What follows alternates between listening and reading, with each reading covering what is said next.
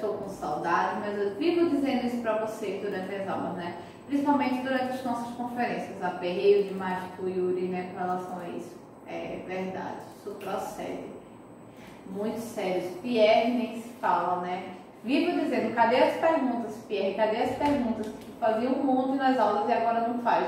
Diz que tá entendendo tudo, então acho que eu sou muito massa explicando o conteúdo, né? Tô me achando. Porque nas aulas vocês tinham pergunta, agora vocês estão dizendo que os conteúdos estão tudo ok, tudo massa.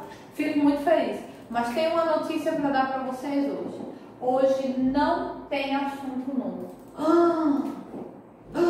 Por quê? Por que a senhora não vai dar assunto novo? O que foi que aconteceu? Calma, para tudo tem uma explicação. Estamos entrando em semana de atividades avaliativas de novo. É, isso mesmo, vocês sabem. Então, como é que a gente sempre faz? Quando a gente não estava nesse distanciamento, quando a gente não estava tendo aulas assim. O ano passado, toda vez que a gente tinha uma provinha, toda vez que a gente tinha um exercício, uma semana antes eu não fazia uma aulinha de revisão. Pois é, hoje nós vamos ter aula de revisão. É exatamente isso que a gente vai fazer. Vamos rever os 5 fios que a gente trabalhou até agora dos invertebrados. Quais são? Quem lembra? Poríferos, quinidários, plateumintos, nemateumintos e moluscos. Pois é, vamos rever algumas coisas, relembrar algumas coisinhas importantes para ficar bem fixo na memória de todo mundo, para todo mundo lembrar exatamente o que foi que a gente viu, porque a gente já viu isso algumas semanas atrás, e aí para refrescar mais a memória, para na hora de fazer as atividades, tá todo mundo tinindo, todo mundo, eu sei o conteúdo, eu sei, e não tá ninguém com a cabeça quebrando, sem saber responder, ou sem saber onde encontrar, onde vai estar as anotações. Então eu quero todo mundo aí, ó, caderno, caneta, marca-texto, lápis, tudo que for para anotar novamente esses conteúdos que a gente já viu, que a gente vai rever de uma forma mais resumida, mais sucinta, com os pontos principais apenas, porque detalhadamente você já tem, e aí é só voltar para as aulinhas passadas, para que vocês também deem uma fixada e a gente, ó, fazer aquele resumão daquilo que a gente já trabalhou. Qual foi o primeiro? Quem lembra? É o que está aqui, ó, porífero. Joga para mim. 1, 2, 3, 4, 5. Isso. O primeiro grupo que a gente viu de invertebrados, ele é chamado de poríferos, também conhecido como esponjas do mar. Lembra quais foram as principais coisas que eu falei para vocês sobre os poríferos? Quem lembra? Quero ouvir? Não estou ouvindo, vou botar todo mundo de castigo, sem recreio. Vê, um sonho, né? Colocar vocês de castigo sem recreio. Mas como é que eu vou fazer isso? Mas vamos voltar. A primeira coisa que eu falei para vocês sobre os poríferos foi o quê? Que eles eram os primeiros grupos de invertebrados. Então eles eram os mais primitivos, os que apresentavam uma menor quantidade de características. A gente não ia ver organização sistêmica, a gente não ia ver uma grande organização celular, a gente não ia ver um corpo altamente estruturado ou uma estrutura bem desenvolvida. A gente vai ver um grupo mais simples, um grupo mais resumido, um grupo que apresenta uma menor quantidade de características quando a gente fala em processo de estruturação. E foi justamente isso que eu trouxe para vocês, ó. A gente já viu e a gente vai rever. Falei para vocês que eles são pluricelulares, sim, eles têm muitas células, porque eles têm uma questão estrutural. Mas eles são o quê? Olha aqui, ó, a palavrinha, os mais primitivos. Eles são os primeiros grupos de invertebrados. Na realidade, eles são os primeiros representantes quando a gente fala em reino animal. Então, eles têm uma estrutura muito primitiva. Eles têm uma formação primitiva. Eles têm uma composição primitiva que nos permite entender que quanto mais antigos, menos evoluídos. Ou seja, uma estrutura e uma questão corpórea bem simples. A organização corporal deles, como eu coloquei aqui para vocês também, ó, muito simples. Eles eram simples porque eles eram ancestrais de outro grupo que a gente trabalhou, conhecido como protozoários. Lembra o reino protozoa? Pronto. Então, eles têm uma estruturação muito simples. Você consegue visualizar essa questão simples até no formato que eles apresentam. Você não consegue nem identificar como está tratando de animais. Muitas vezes a gente fala, não, professor, isso aí não é animal. A senhora não está falando de um animal quando a senhora mostra essas fotos. Mas na realidade, sim. Outra coisa muito importante, eles são marinhos. Você não vai encontrar poríferos em ambientes terrestres. Não procure, porque vocês não vão encontrar. E eles têm essas cavidades ou essas estruturas que delimitam o nome deles, poríferos, que eles são conhecidos como animais cheios de poros, justamente porque é por aí, ó, que vai entrar o alimento. Eles se alimentam? Sim, a gente também discutiu isso. Eles são chamados de animais filtradores, ou seja, toda a água que entra por essas cavidades vem com micro-organismos. Esses micro-organismos vão ficar na parede, presos na parede desses poríferos, na parede interna dele, e é isso que vai servir de alimento, ou é isto que vai servir de nutriente. E o resto, ou seja, a água, ela sai pelas outras cavidades ou pelos outros poros que se espalham pelo corpo todo desses poríferos. Então, não podemos esquecer. Corpo muito simples, multicelulares ou pluricelulares, mas eles são bastante primitivos. São chamados de poríferos porque eles têm um corpo composto por poros e são conhecidos como esponjas do mar. E aí, o que foi que eu coloquei mais sobre poríferos para vocês? Vamos dar uma olhadinha. Aqui, ó. Voltar. Isso.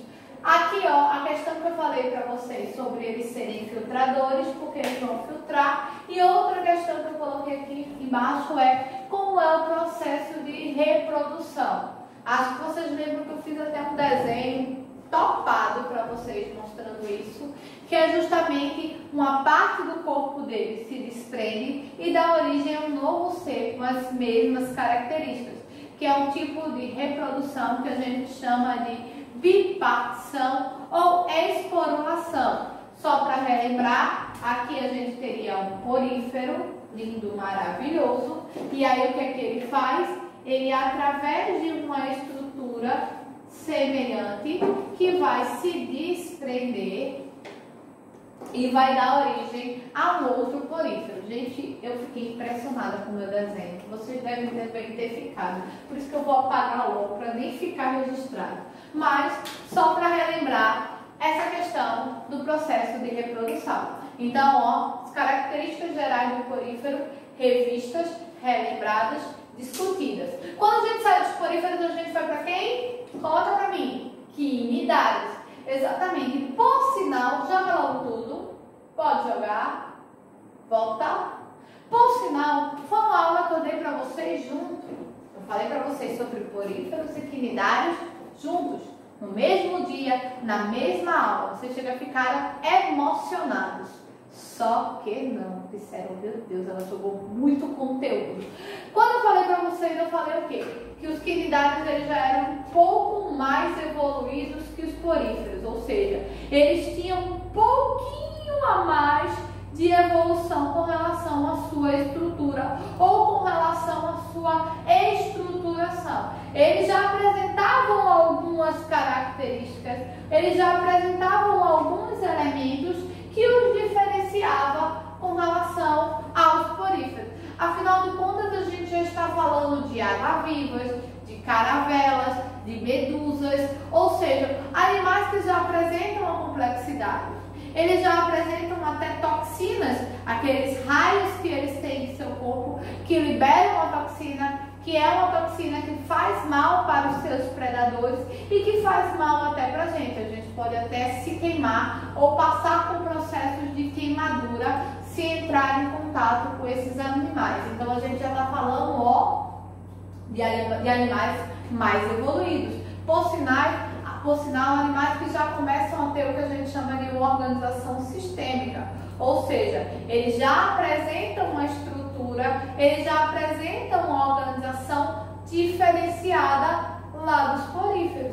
Eles já têm um sistema onde eles apresentam células nervosas, onde eles apresentam cavidade digestória, eles já vão apresentando estruturas a mais, eles já vão sendo um pouco mais complexos, um pouco mais evoluídos, mas eles continuam sendo aquáticos, ou seja, a gente vai só encontrá-los no ambiente marinho. Eles continuam apresentando essa mesma característica quando eu falo com relação aos poríferos. Eles são chamados animais de vida livre. O que a senhora está querendo dizer quando eles são chamados de animais de vida livre? Eles não vivem em uma única região. Eles migram com a maior facilidade. Ou seja, eles não se apegam ao ambiente. Eles não ficam fixos em um único ambiente. Eles são levados de acordo com a necessidade de sobrevivência ou de acordo com o meio em que eles estão presentes. Outra característica importante, eles já são considerados animais predadores. Minha gente.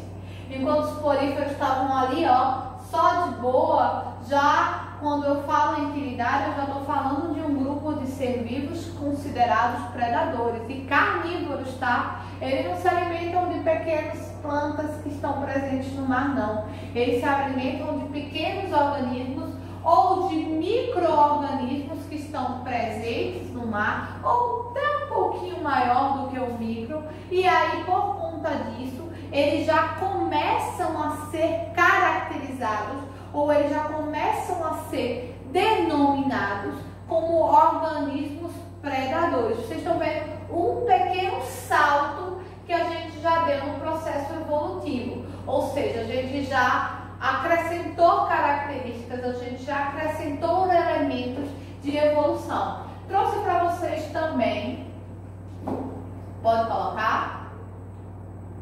Acho que bom, isso. Com relação à estrutura, eles já apresentam uma estrutura diferente. Eles já têm dois tipos de estrutura corporal. Eles já podem ser conhecidos como pólipos ou eles podem ser conhecidos como medusa. A gente já tem uma diferenciação com relação à estrutura dos quinidários, ou seja, a gente já apresenta estrutura diferente ou elementos diferentes com relação à estrutura dele. Essa estrutura aqui, que é de pólipo, que é mais semelhante à estrutura de uma planta, que a gente poderia até comparar com uma pequena evolução com relação à estrutura dos poríferos. E essa estrutura aqui, que já é uma estrutura totalmente diferente, que é que a gente é mais comum de ver quando a gente fala em quinidários, que é justamente essa estrutura no formato de medusa, que é a que a gente está acostumado a ver, a estrutura das caravelas, né? Que é a estrutura mais comum, levando em consideração que é esse filamento aqui, esses tentáculos ou esses filamentos que a gente encontra na parte inferior, que são os dotados da toxina, e é essa toxina que chega a queimar a nossa pele quando a gente entra em contato e que chega a afastar os predadores dos quinidários. É a forma de defesa, é a forma de manter distante os organismos que tendem a predar ou serem predadores dos quinidários. E aí, a gente já viu poríferos e a gente já viu quinidários de uma forma mais resumida, com as características mais importantes. Aí na outra aula a gente foi para mais dois grupos e são eles que eu vou trazer para a gente agora. O primeiro deles, conhecido como plateumintos. Joga todas as características aí para mim. Volta só uma foto, deixa assim. O primeiro que eu trouxe para vocês foi o plateuminto. E nessa aula eu falei que era uma aula bem assim, nojentinha, né? Porque a gente estava falando de vermes. Tanto quando fala de plateumintos, tanto quando a gente fala de nemateumintos. A gente estava citando, a gente estava trazendo os vermes, conhecidos como vermes achatados. Tem esse corpo parecendo um papel, que são estruturas bem finas, e os vermes conhecidos como os vermes cilíndricos, que a gente vai ver já já. Ninguém se apressa. É uma revisão, mas é sem pressa. E aí, quais foram as características principais que eu trouxe para vocês quando eu falei de Plateumintos? Com relação ao corpo que ele é. Um corpo que a gente chama de corpo alongado, mas ele é achatado, ou seja, ele tem essa estrutura mais fina com relação à sua visualização, porém eles são alongados. Outra característica que eu trouxe para vocês é que eles são, em grande maioria, aquáticos, seja dentro d'água mesmo ou em ambientes úmidos, ambientes que têm a presença de água. Eles têm a existência em ambientes terrestres, mas como eu coloquei, úmidos, não totalmente ou não exclusivamente um ambiente terrestre. E aí eles já são bem mais evoluídos do que os poríferos e do que os quinidários. Eles já apresentam uma maior característica evolutiva. A principal delas, quando a gente fala com relação aos plateumintos. A principal delas, quando a gente fala com relação aos plateumintos, é o que a gente chama de uma simetria bilateral. O que é uma simetria bilateral, professor? Quando a gente fala em simetria bilateral, já disse para vocês, vou repetir. Se você dividir um plateuminto ao meio, você pegar esse bichinho bonitinho aqui e fizer uma divisão dele bem ao meio, tudo que você encontrar de um lado desse ser vivo, você vai encontrar do outro lado. Ou seja, toda a estrutura que você encontrar de um lado, você encontra de um outro lado também. E é isso que a gente caracteriza como uma simetria bilateral. Joga outro desenho para mim, por favor. Aqui, ó, é isso aqui que eu quero que vocês vejam, que eu desenhei para vocês. O que a gente encontra de um lado dele, a gente vai encontrar do outro. Coisa que a gente não via com relação à medusa. Foi o que a gente viu agora há pouco, quando a gente tratou de quinidários. Cada estrutura tem elementos ou tem uma estruturação. E aí, ó, fazendo um comparativo com um avião para a gente entender quando a gente quer falar em simetria. É que apresentam a mesma estruturação. E aí, ó, é uma característica nova. Isso significa um processo evolutivo, ou seja, um passo na evolução desses organismos conhecidos como plateumintos. Trouxe mais coisas para a gente rever com relação a eles.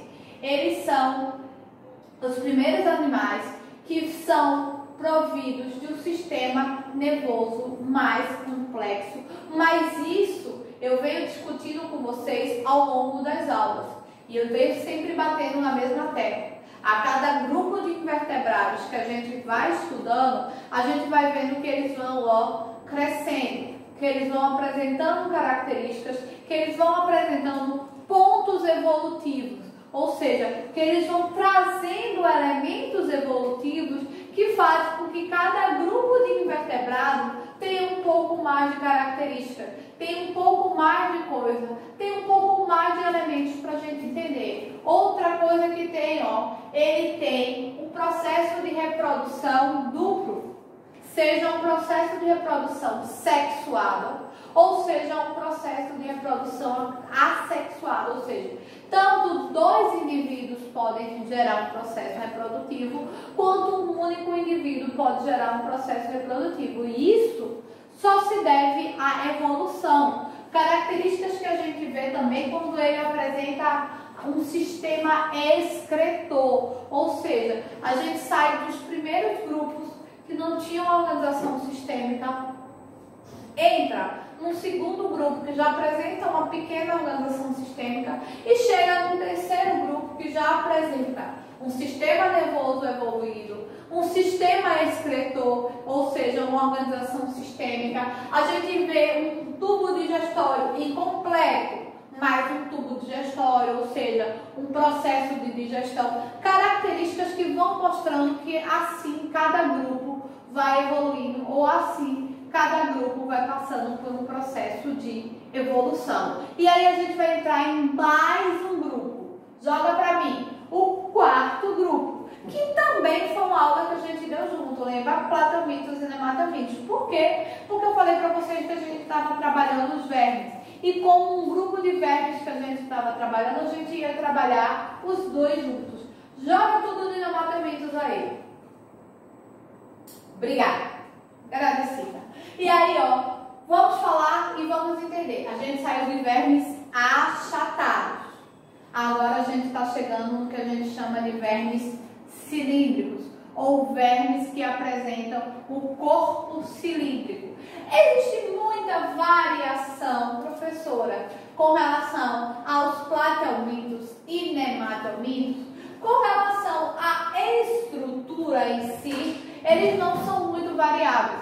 Eles são dois grupos que apresentam muitas características semelhantes, ou muitas semelhanças com relação a eles, porque eles são vermes, eles vivem em ambientes marinhos ou ambientes úmidos, eles já apresentaram um processo de evolução sistêmica, ou seja, eles já apresentaram características sistêmicas mais evoluídas, mas eles se apresentam em maior quantidade de espécies, por exemplo, do que os plateumintos. Isso é uma característica distinta. Os plateumintos, eles se apresentam em menor quantidade. Já os nematelmintos, eles apresentam mais de 90 mil variações de vermes cilíndricos. O professor está falando que tem mais de 90 mil vermes cilíndricos. Minha gente. Existem mais de 90 mil espécies de nematelmintos conhecidos e estudados.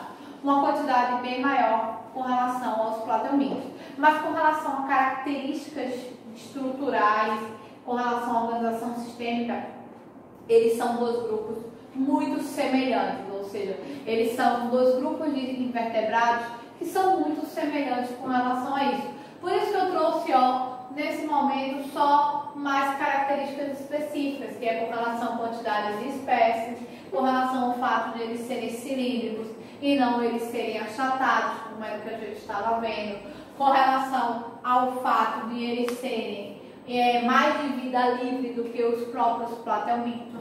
Os nematelmintos, eles não necessitam tanto ser parasitas como os plateumintos necessitam. Então, assim, são características pontuais, mas são características existentes. No segundo slide sobre os nematelmintos que eu trouxe para vocês, joga para mim.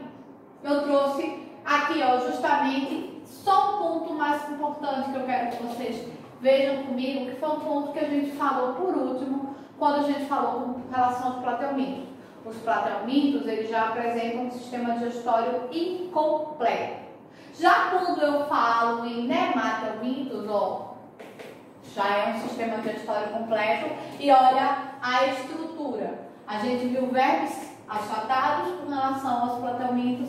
Aqui, ó, nós já estamos vendo vermes cilíndricos, ou uma estrutura cilíndrica, quando a gente fala deles, e um tubo digestório completo. Sistema excretor, sistema nervoso, é extremamente semelhante com relação aos plateumintos, mas os nematelmintos têm essa novidade evolutiva que está relacionada justamente ao que a gente chama do tubo digestório.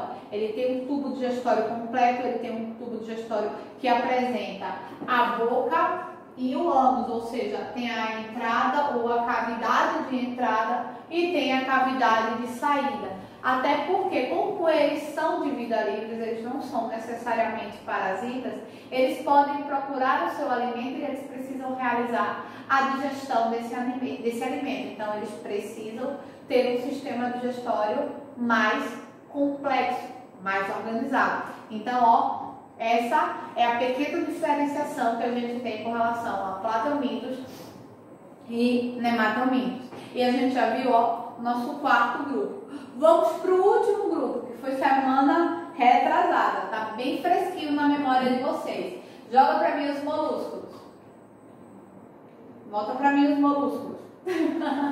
Joga a volta, joga a volta. Esse é o nosso último grupo da revisão de hoje. É o quinto grupo de invertebrados, conhecido como molúsculos, ou comumente conhecido como animais de corpo mole. Aí, ó, pode botar um processo evolutivo bem grande. A gente está saindo de vermes, A gente está chegando em animais que têm estruturas totalmente diferentes. Aqui eu tenho, por exemplo, um caracol, ou conhecido como caramujo, e aqui eu tenho um polvo. Ou seja, esse grupo ele apresenta variação de espécies. Não é à toa que hoje são conhecidas cerca de 150 mil espécies de moluscos, ou seja, 150 mil exemplares desse grupo ou desse filo de invertebrados conhecido como molusco. Então pode ter certeza que eles já são bem mais evoluídos, seja na organização sistêmica, seja no modo de vida.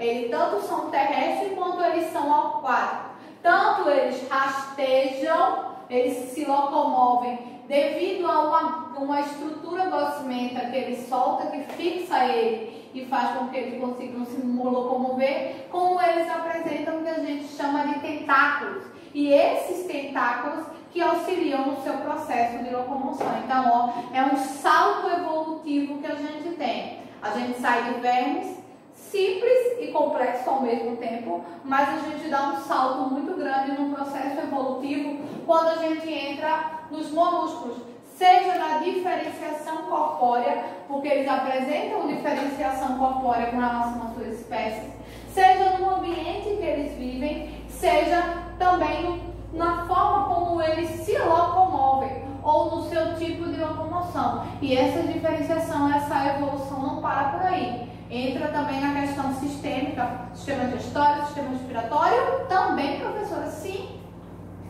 Eles vivem dentro d'água, então eles precisam mudar do seu tipo de respiração. Não são só animais que realizam respiração pulmonar. Eles já vão precisar de um processo evolutivo para respirar. Eles são animais que têm alimentação diferenciada.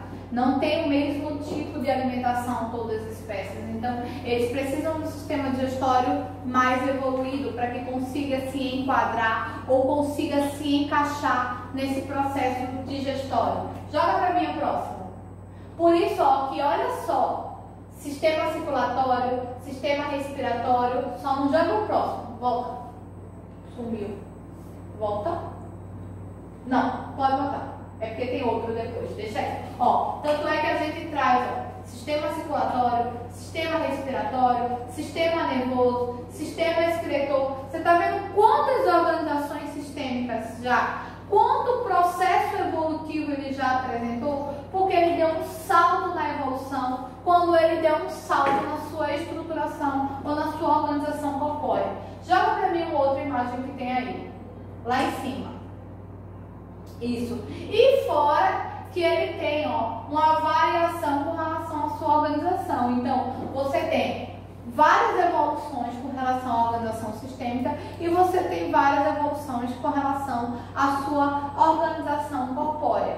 Por isso que o molúsculo, ele, a gente diz que ele é um divisor entre os mais primitivos com relação aos vertebrados e os mais evoluídos com relação aos vertebrados. Eu espero que a gente finalizou agora. Joga pra mim, só pra eu ver. Aí, ó. Eu espero que vocês tenham gostado dessa revisão, onde a gente reviu todos esses 5 grupos que a gente já estudou e que estão presentes na nossa próxima atividade avaliativa. E eu quero todo mundo respondendo maravilhosamente bem. E se surgiu alguma dúvida que você esqueceu durante essas aulas, joga aqui nos comentários ou fala lá nos nossos encontros, que a gente discute, que a gente tira, que a gente debate. Quero uma lista de perguntas, tá, Pierre? Quero uma lista de perguntas, Giovanni, que eu sei que vocês são feras nisso.